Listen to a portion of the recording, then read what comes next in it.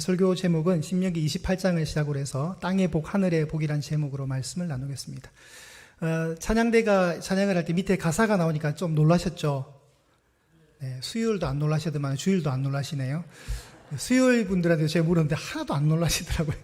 네, 여러분 이게 둔해지시면 안 되는데 이렇게 된다는 게 좀 신기하게 됩니다. 지금 많은 시간들을 들여서 투자를 했고요. 이제 지난주에는 제가 거의 시커먼 사람처럼 나왔잖아요. 오늘은 좀 밝게 나오고 있죠. 예, 이제 조금씩 이렇게 시행착오를 겪으면서 맞춰가고 있습니다. 계속해서 본당이 아름답게 예배의 주소가 잘 될 수 있도록 기도해 주시면 좋겠습니다. 창세기 12장 1절에서 3절 말씀을 좀 나누겠습니다. 창세기 12장 1절에서 3절에 이렇게 되어 있습니다. 아주 유명한 구절입니다. 여호와께서 아브라함에게 이르시되 너는 너의 고향과 친척과 아버지의 집을 떠나 내가 내게 보여줄 땅으로 가라. 내가 너로 큰 민족을 이루고 내게 복을 주어 내 이름을 창대하게 하리니 너는 복이 되지라. 너를 축복하는 자에게는 내가 복을 내리고 너를 저주하는 자에게는 저주하리니 땅의 모든 족속이 너로 말미암아 복을 얻을 것이라 하신지라. 아주 유명한 구절입니다. 여기서 우리가 주목해야 될 구절은 12장 3절인데요. 너를 축복하는 자에게 내가 복을 내린다. 너를 저주하는 자에게 내가 저주를 내린다. 여러분 축복이 무슨 말일까요? 축복은 빌축자의 복복자입니다. 그러니까 축복이란 말은 복을 어떻게 하는 거예요? 빌어주는 거예요. 그래서 우리가 좀 오해하시지 말아야 될 것이 하나님은 우리에게 축복을 하실까요? 안 하실까요? 네, 하나님은 우리에게 축복하시는 분이 아니시고 하나님은 우리에게 복을 주시는 분이세요. 축복은 누가 하냐면 사람이 하는 거예요. 사람이. 하나님이 주시는 복을 의지해서 우리가 그 복을 붙들고 다른 사람에게 축원하는 거예요. 이게 다른 사람에게 이게 마치 던져주는 거죠. 네가 이 복을 받았으면 좋겠다. 그러니까 여러분 우리가 기도할 때 하나님 우리를 축복하여 주시옵소서. 우리가 옛날에 기도원 같은 데 가면 두 손 들어 축복하여 주시옵소서 이렇게 좀 세게 발음할 때 회중들은 아멘 하잖아요. 그런데 정확하게 보면 성경적으로 올 때 하나님은 축복하시는 분이 아니시고 축복은 사람이 사람에게 하는 거예요. 축복이란 말은 빌축자, 복복자입니다. 그러면 이제 기독교는 이런 복을 기원하는 종교가 맞을까요? 안 맞을까요? 기독교는 복을 기원하는 종교가 맞습니다. 그래서 기독교는 기복 종교입니다. 복을 빌어주는 종교죠. 그런데 기복주의는 아니라는 거죠. 기독교는 기복주의는 아닙니다. 주의가 들어가는 순간 이념과 어떤 생각이 집중되는 거죠. 그래서 기복주의가 왜 위험하냐면 복을 비는 것을 가장 중요하게 여기는 그 사고방식, 거기 함몰되어 있으면 안 된다는 거예요. 저도 이제 기도를 할 때 축복해 달라고 기도를 합니다, 실제로. 그런데 복을 달라고 하면 여러분이 좀 그런 소리에 어색해 하세요. 그러니까 복을 주시옵소서 하면은 약간 약하고 축복해 주십시오 이러면 사람들이 아멘 소리가 커져요.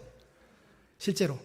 정말 그래요, 여러분. 하나님 이 교회를 축복합니다. 복을 주시옵소서 이러면 약한데 하나님 우리 장로님 축복하오니 주님 우리 장로님을 축복하여 주시옵소서 이러면 장로님이 얼마나 아멘 크게 하시는지 몰라요. 축복이라는 단어가 너무 좋은 거예요, 그만큼. 여러분 새해 복 많이 받아라 그럽니까? 새해 축복 많이 받아라 합니까?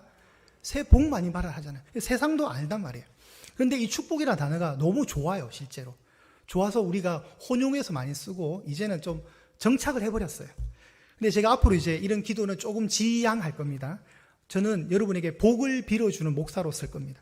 그러니까 제가 여러분을 위해서 기도하고 전체 예배 때 기도할 때 하나님 복을 주시옵소서 이러면 그 속에 축복해달라는 소리가 담겨 있구나라고 생각하십시오. 우리 목사님 왜 축복이라는 단어를 저렇게 싫어할까? 왜 축복이라는 단어를 안 쓸까라고 고민은 이제 안 하셔도 됩니다. 성경적으로 그렇습니다. 예수님도 어떻게 하시냐면 예수님도 떡을 떼면서 축사하시고 축복하시고 이런 단어를 쓰시고요. 실제로 마가복음에 보면 어린아이를 축복해달라고 데리고 왔을 때 예수님이 축복해 주세요. 그건 왜 그러냐면 예수님은 당시에 사람의 몸으로 입고 오셨고 서열상 볼 때 위에 하나님이 계시니까 질서상 문제를 통해서 그렇게 하시는 거예요. 그러니까 예수님이 축복한다는 말은 맞아요, 어떤 면에서는. 그러나 예수님은 지금 현재 하나님 보좌 우편에 계시니까, 그죠? 여전히 예수님은 우리에게 복을 주시는 분으로 좌정에 계시다는 거죠. 그러니까 우리가 정확한 용어를 사용하셨으면 좋겠습니다. 기독교는 복을 빌어주는 종교는 확실히 맞습니다. 그러나 그 복에 함몰되어서 주의로 가면 안 되는 거죠. 자, 오늘 우리 말씀해 보시면 이런 복이 세상에 어디 있냐 할 정도로 신명기 28장에 구약의 엄청난 약속된 복들이 나옵니다. 우리가 읽는 순간 막 가슴이 떨리지 않습니까? 여러분 이거 멋있잖아요. 머리가 되고 꼬리가 되지 않게 한다. 나가도 복을 받고 들어와도 복을 받고 남에게 꾸어줄지언정 나는 꾸지 않는다. 무엇을 하든지 복이 임하는 거예요. 자, 28장 1절 오늘 본문 보겠습니다. 28장 1절 본문 보시면 내가 내 하나님 여호와의 말씀을 삼가 듣고 내가 오늘 내게 명령하는 그의 모든 명령을 지켜 행하면 내 하나님 여호와께서 너를 세계 모든 민족 위에 뛰어나게 하실 것이라. 여러분 실제로 구약만 믿는 유대인들이 자신들이 세계의 모든 민족 중에 1등이라 생각하지 않을까요? 실제로 1등이라 생각합니다. 모든 저 거대한 미국을 돈으로 주무르는 나라가 인구가 1200만 명밖에 되지 않는 유대인들이 다 하는 거예요. 유대인들에게 이 신명기 28장은 자기네들을 굉장히 지지하는 성경으로 이해를 해요. 하나님을 경외할 때 세계 모든 민족에 1등 되게 한대요. 2절 보십시오. 내가 내 하나님 여호와의 말씀을 청종하면 이 모든 복이 내게 임하며 내게 이르리니. 자, 하나님 앞에 우리가 그 말씀을 잘 듣고 따르면 하나님의 이러이러한 복이 임한대요. 이제 그 임하는 복이 구체적으로 3절부터 나옵니다. 우리 3절 한번 합독하실까요? 시작. 성읍에서도 복을 받고 들에서도 복을 받을 것이며. 오늘날로 말하면 성읍이 뭐죠? 우리가 사는 동네가 되겠죠. 우리 홍제동이 복을 받고 들에서도 복을 받는다. 들은 뭐냐면 우리가 일하는 농경사의 일터잖아요. 그러니까 여러분의 사업장과 일터가 복을 받는데요. 4절. 내 몸의 자녀와 내 토지의 소산과 내 짐승의 새끼와 소와 양의 새끼가 복을 받을 것입니다. 자녀들도 복을 받고 내가 키우는 짐승들도 땅의 모든 소출도 그 땅도 복을 받는데요. 5절에 내 광주리와 떡반죽 그릇이 복을 받을 것이며 우리 가정의 식탁도 복을 받는데. 6절에 내가 들어와도 복을 받고 나가도 복을 받을 것이며 퇴근할 때 퇴근하고 집으로 들어와도 복을 받고 출근하면 나갈 때도 복을 받는데요. 네. 7절에 대적들이 있는데 적군들이 한 길로 오는데 쫓겨날 때는 몇 길로 간다고요? 완전 숫자인 7길로 완벽하게 패배한다는 걸 뜻하는 거죠.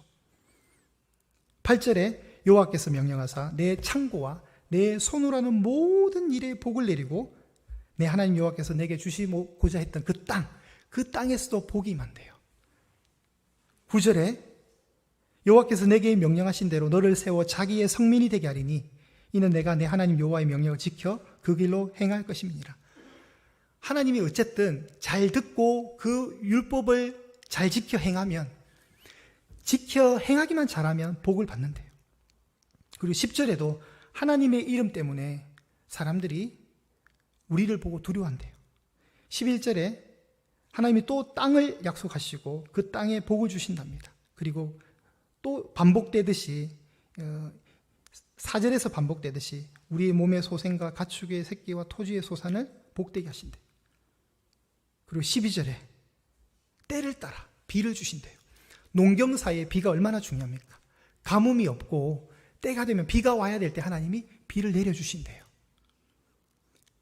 그리고 우리 손으로 하는 모든 일에 뭐를 주신다고요? 복을 주신대요. 많은 민족이 이스라엘 백성들에게 꾸어주려고 할 때 이스라엘 백성은 꾸는 일이 없대요. 쉽게 말하면 우리가 남에게 돈을 빌려줄지언정 우리가 대출받는 일은 없다는 거예요. 13절에 머리가 되고 꼬리가 되지 않게 하시대. 위에만 있고 아래에 있지 않대. 항상 지도자와 리더와 대장의 어떤 그 이미지, 섬기는 이미지가 아니라 섬김을 받는 높은 지위에 있다는 거죠. 14절에 내가 오늘 너희에게 명령하는 그 말씀을 떠나 좌로나 우로나 치우치지 아니하고 다른 신을 따라 섬기지 아니하면 이와 같으리라. 자, 이와 같으리라. 이러한 복을 받으려면 두 가지입니다. 하나님 말씀을 잘 듣고 잘 청종해서 지켜 행할 때, 두 번째 우상 숭배하지 않으면 이런 복을 주신대요. 여러분, 이거는 세계 최강의 복입니다. 세상에 이런 복이 어디 있습니까? 여러분, 이런 복 받기를 원하시나요? 제가 이런 복을 받기 원한다. 제가 축복할 때 여러분이 받으시면 되는데, 문제는 뭐냐면 이 구약의 엄청난 복들이 신약 성경으로 딱 넘어가는 순간 27권 속에서 이런 복들이 발견이 되지 않아요. 자손번창, 무병장수, 부귀와 부귀영화, 만사형통, 이게 신약 성경에 안 보이기 시작합니다. 구약에는 보였는데 신약 성경으로 하면 이런 복들이 싹 사라져 버려요. 여러분 실제로 신명기 28장이 몇 절로 되어 있냐면 한번 확인해 보세요. 여러분 신명기 28장이 언제 끝나는가? 28장이 꽤 깁니다. 몇 절까지 있는 줄 아세요? 68절까지 있습니다. 꽤 길죠? 그런데 1절부터 14절까지가 아주 좋은 내용이고요. 나머지 15절부터 68절까지는 엄청나게 어두운 내용이에요. 쉽게 말해서 1절부터 14절까지는 복의 약속이고 15절부터 끝나는 68절까지 저주입니다. 그렇게 못할 때 일어나는 일들이 있는 거예요. 이렇게 하지 않을 때 엄청난 저주들이 임한다는 거예요. 그러면 실제로 신명기 28장은 복의 장입니까? 저주의 장입니까? 실제로는 저주의 장인 거예요. 자, 어쨌든 하나님은 하나님의 명령을 지켜 행할 때 이 구약의 백성 이스라엘에게 이렇게만 하면 내가 복을 준다고 지금 약속을 하고 계시는데 신약으로 딱 넘어오는 순간 이 모든 복들이 싹 거짓말처럼 안개처럼 사라져버려요. 그러면서 신약 성경은 뭘 얘기하냐면 부자가 되려고 하지 말고 일용할 양식을 구하라고 얘기합니다.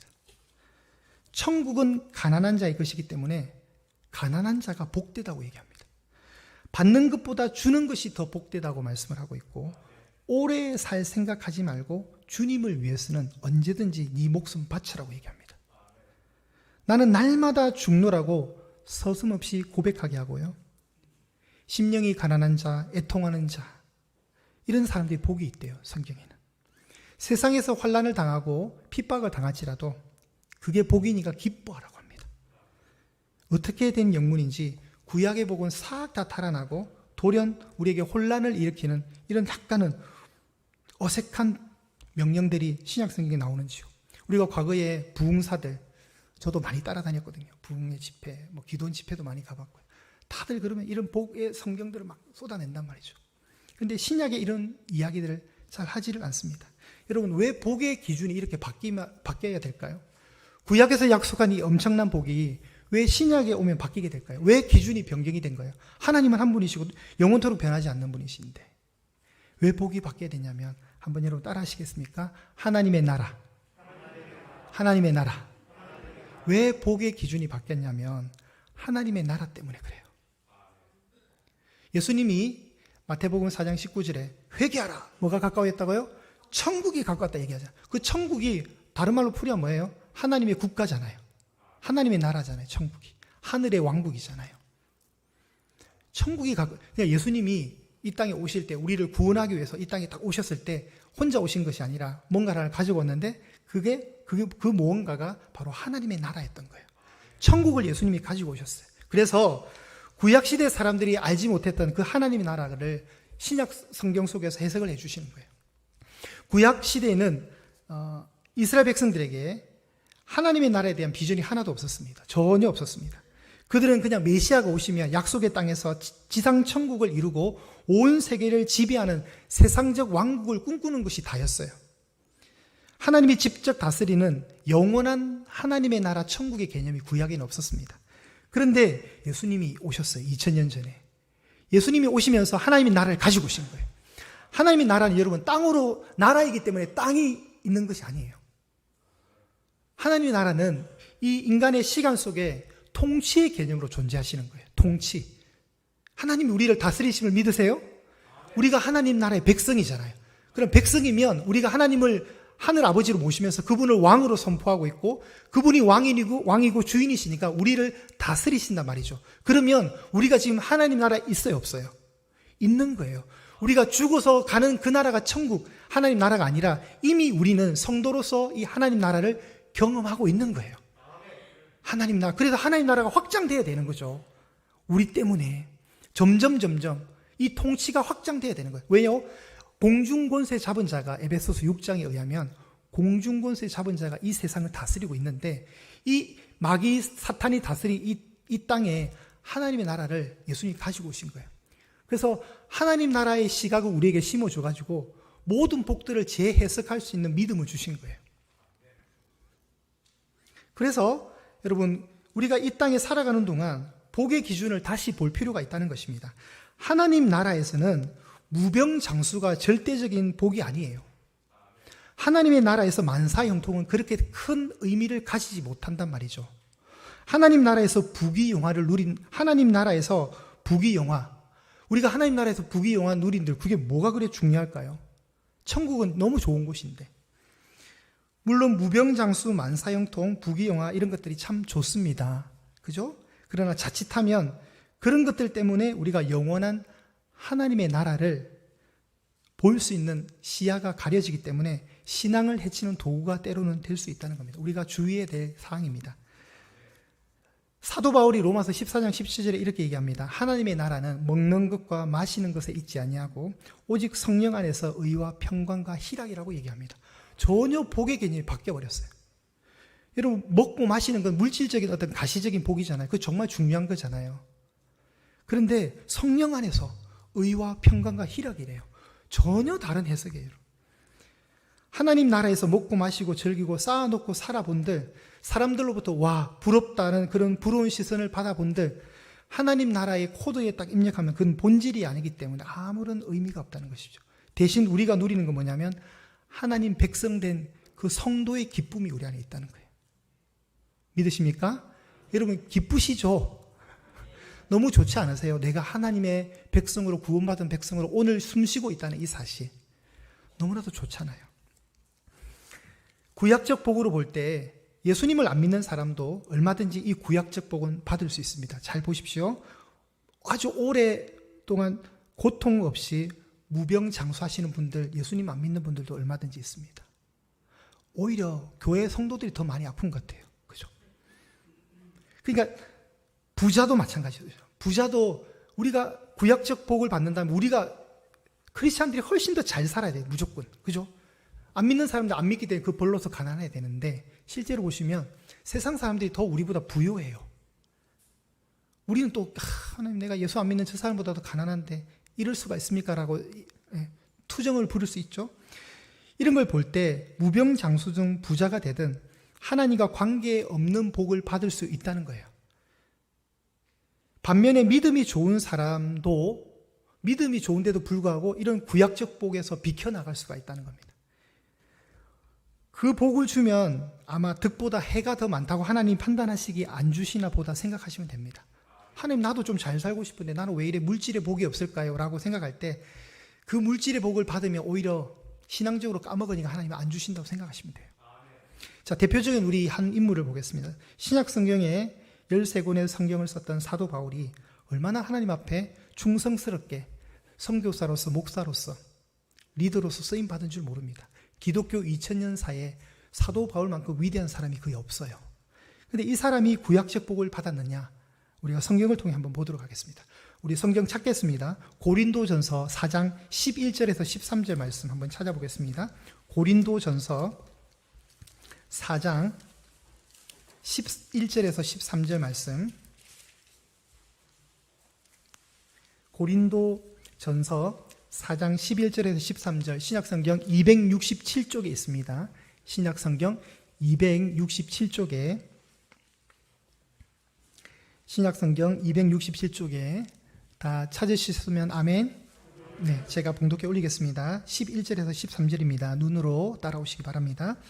바로 이 시각까지 우리가 줄이고 목마르며 헐벗고 매맞으며 정처가 없고 또 수고하여 친히 손으로 일을 하며 모욕을 당한 즉 축복하고 박해를 받은 즉 참고 비방을 받은 즉 권면하니 우리가 지금까지 세상의 더러운 것과 만물의 찌꺼기 같이 되었도다.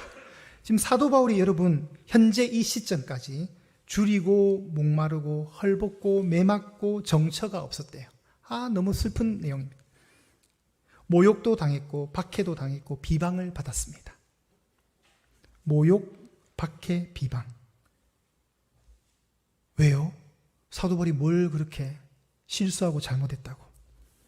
사도 바울은 지금 하나님 나라를 확장을 위해서 열심히 전도하는 것밖에 없습니다. 또 하나 우리 찾아보겠습니다. 우리 고린도 후서입니다. 고린도 후서 11장 한번 찾아볼게요. 고린도 전서에서 뒤로 조금만 가시면 고린도 후서 11장 298면에 있습니다. 고린도후서 11장 23절에서 27절을 제가 봉독해 올리겠습니다. 고린도후서 11장 23절에서 27절 298면에 있습니다. 제가 읽겠습니다. 눈으로 오십시오. 그들이 그리스도의 일꾼이냐 정신없는 말을 하거니와 나는 더욱 그러하도다.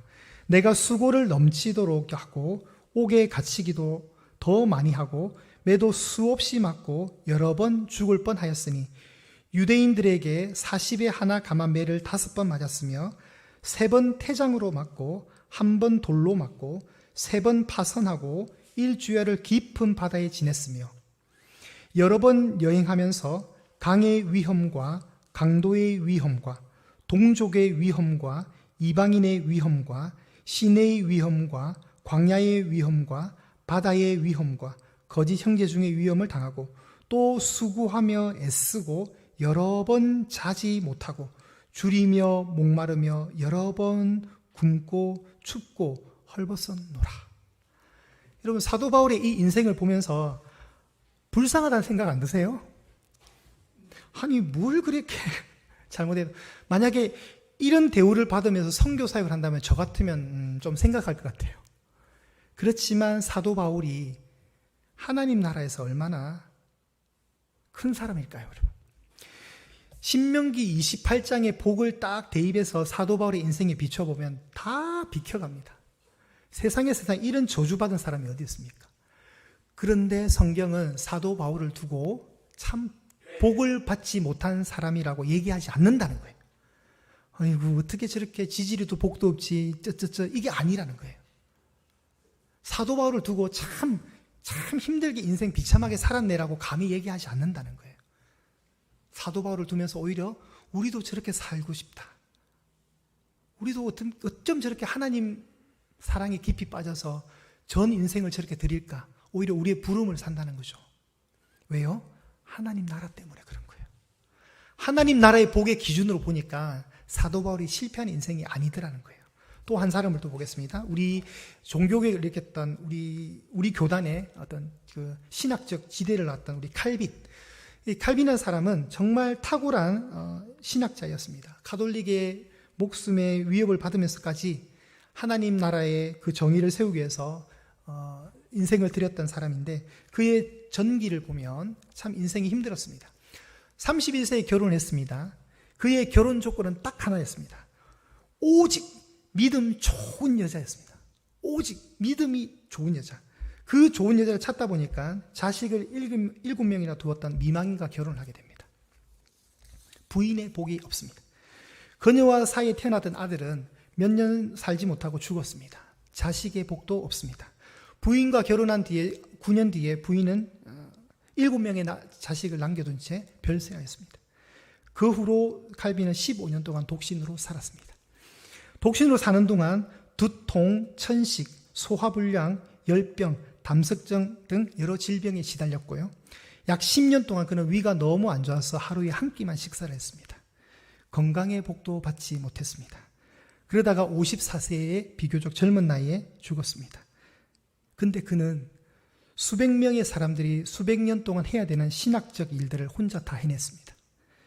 그는 죽는 순간까지 참 신앙인의 유언을 남겼는데 내 무덤에 묘비를 세우지 말라고, 내가 하나님 영광 가린다고 묘비를 거절했습니다. 인간적인 관점에서 보면 참 불쌍한 인생입니다. 그런 위대한 신앙인에게 왜 구약적 복, 신명기 28장의 복은 임하지 않았는지 모르겠습니다. 하나님은 그에게 그런 복을 주지 않으셨습니다. 그에게 복은 굳이 따지자면 명예의 복이 있습니다. 그것도 명예의 복도 죽은 뒤에. 그래서 우리는 칼빈을 참 추앙하고 있습니다. 칼빈은 하나님께 건강의 복, 장수의 복, 가정의 복, 물질의 복을 전혀 받지 못했습니다. 하나님은 그에게 안 주셨습니다. 그렇다고 칼빈을 보면서 우리가 복 받지 못한 사람이라고 말하겠습니까? 그렇지 않습니다. 그러므로 우리가 기억해야 할 것은 우리가 때로 장수의 복을 받지 못한다 할지라도 혹은 배우자와 슬픈 사별을 하는 경험을 한다 할지라도 아무리 노력해도 재물이 쌓이지 않는다 할지라도 나는 신앙이 형편없어서 그런 복을 받지 못하는구나라고 생각하시면 안 된다는 겁니다. 복의 개념이 다릅니다. 그런 복은 여러분 절대적인 복이 아닙니다. 정말 절대적인 복은 하늘에 속한 신령한 복인 줄을 믿으시기를 바랍니다. 그 복을 이름하여 하나님의 나라의 복이라 해서 천복이라고 합니다. 천복을 받으십시오. 그 복이 정말 중요합니다. 내가 하나님과 연합되어 있고 예수 그리스도와 연합되어 있다는 사실, 내가 하나님의 존귀한 자녀라는 이 사실, 내가 이 땅과 이별할 때 영원한 그 나라, 영생복락하는 그 하나님의 통치가 영원히 존재하는 그 나라, 그 나라에 간다는 그 사실, 그 사실이 너무나도 중요합니다. 성령께서 인쳐주셔서 하나님의 소유된 백성이라고 도장을 꽝 찍어주신 흔적을 남긴 그 흔적의 영광이 있는 그 복, 여러분 이런 게 정말 엄청난 복인 줄을 믿으시기를 바랍니다. 천상의 복을 바라보십시오. 여러분 이런 구약적 복들은요, 여러분 신약의 그 어떤 복과도 바꿀 수 없는 그 위치까지 가지를 못합니다. 구약의 복을 다 끌어모아서 바꾸려고 하더라도 여러분 천복과 바꿀 수가 없습니다. 찬송가 94장에 이 세상 부귀, 이 세상의 명예, 이 세상 행복과도 바꿀 수 없다고 찬양으로 우리가 고백하지 않습니까? 어떤 것도 견줄 수 없는 완벽한 복입니다. 천복입니다. 사랑하는 여러분, 그렇기 때문에 우리가 감사할 수 있는 겁니다. 그래서 감사, 그럼에도 감사, 그것까지 감사합니다라고 우리가 말할 수 있는 것은 천복 때문에 그렇습니다. 여러분 신명기 28장의 1절부터 14절의 이 복이 여러분 인생에 하나도 오지 아니한다 할지라도 절망하지 마십시오. 그런 복과는 비교되지 않는 예수님이 주신 생명의 복, 그 영생의 은혜의 복이 있음을 우리는 만족하고 그 만족된 그 감격을 가지고 감사한다면 우리가 진정 이기는 자고 승리한 자입니다. 여러분 건강 때문에 스트레스 많이 받으시죠? 조금 더 잘 살고 싶고 조금 더 건강한 모습으로 가고 싶은데 왜 하나님 나는 왜 이렇게 아파요? 말할 수 있습니다, 여러분. 그죠? 너무 열심히 내 손으로 수고하는데 내 손이 수고한 만큼 물질이 쌓이지가 않아요. 늘 통장에 그 잔고를 볼 때마다 마음이 아프고 불안해요. 자녀들 내 뜻대로 되지 않아서 참 애먹이고 속색이고 내가 낳은 자식이지만 진짜 이를 갈 수 있어요. 그죠? 왜 나는 다른 사람들이 저렇게 행복한 복이 없을까라고 그런 거 비교하지 마시란 말이에요. 이미 여러분에게 천복이 주어졌기 때문에 잠시 이 땅에 사는 동안에 그 받지 못한 물질적인 가시적인 복과 비교하면서 주눅 들고 살지 마시란 거예요. 안 중요합니다. 4분의 1평 되는 관에 우리가 들어가게 되고 들어갈 때 우리가 수의를 입고 들어갑니다. 그 수의에 호주머니가 없다는 사실 여러분 잘 아실 거예요. 수의는요, 제 양복에 있는 이런 호주머니 같은 거 없어요. 왜요? 아무것도 못 가져간다는 걸 얘기해 주는 거잖아요. 그러니까 진짜 중요한 것은 끝이 잘 되는 거예요, 여러분. 끝에 가서 예수님 만나면 그건 끝나는 거죠, 여러분. 근데 끝에 가서 네 길은 이쪽 길에서 저쪽 음부의 세계, 스올이라 불리는 그 지옥에 가는 인생이라면 이 세상에서 아무리 잘 살아본들 끝이 그렇게 된다면 진짜 이기는 자는 누구예요? 이 땅에서 조금 가난하게 살고 건강의 복을 받지 못하고 여러 가지 상황적인 아픔 속에 산다 할지라도 끝이 영광의 길이면 그걸로 끝나는 거예요. 오늘 우리가 복의 개념을 다시 설정하시기를 바랍니다. 여러분 기죽지 마십시오. 여러분이 얼마나 존귀한 존재인데요. 예수님 보내셔서 그 대가로 우리가 산 자라는, 하나님의 아들을 보내서 바꿀 정도면 우리가 보통 존재가 아니라는 거예요. 기죽지 마십시오. 진짜 복을 가진 자가 이기는 겁니다. 우리 다 함께 일어나셔서 412장 함께 고백하면서 주님 앞에 감사의 고백을 하셨으면 좋겠습니다.